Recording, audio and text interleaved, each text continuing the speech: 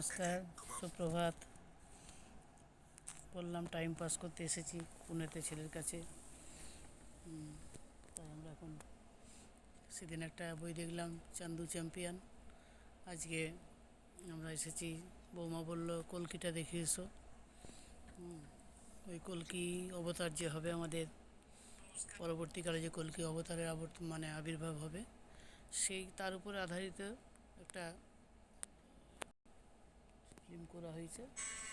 তো আমাদের তো টাইম পাসের জন্য আসা, তাই আমরা ভাবলাম এটাও দেখে নিই। আমরা শনিবার দিনে ট্রেন ধরবো।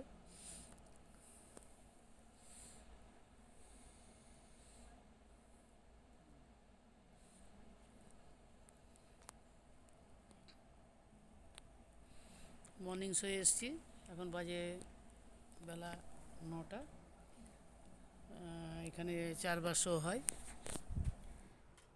মর্নিং শো 9টা, 12টা, 2টো। এই যে টিভি স্ক্রিন, মাল্টিপ্লেক্স, ডি-মার্টের, পুনের ডি-মার্টের মাল্টিপ্লেক্স।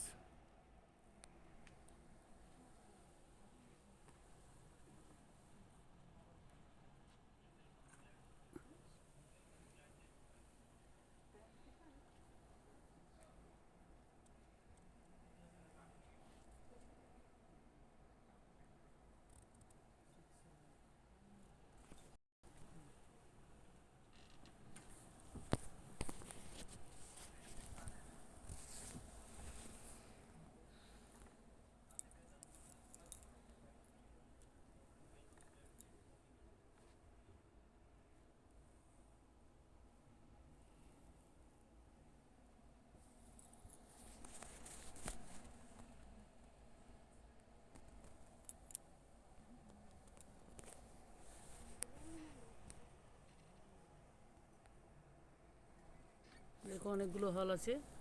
ডি-মার্ট বিগ বাজার যে আছে, সেই বিগ বাজারে এই হলটিতে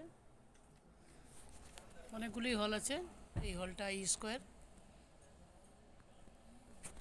অমিতাভ বচ্চন, দীপিকা, আর কে আছে, প্রভাস, এসব আছে এই বইটায়। আমাদের যে কল্কি অবতারের আবির্ভাব হবে পরবর্তীকালে, কলিযুগে যে কল্কি অবতার আসবেন, তার উপর আধারিত এই সিনেমাটি। আমরা এলাম দেখতে। বৌমা ছেলে বললো যাও দেখে এসো, ভালোই লাগবে।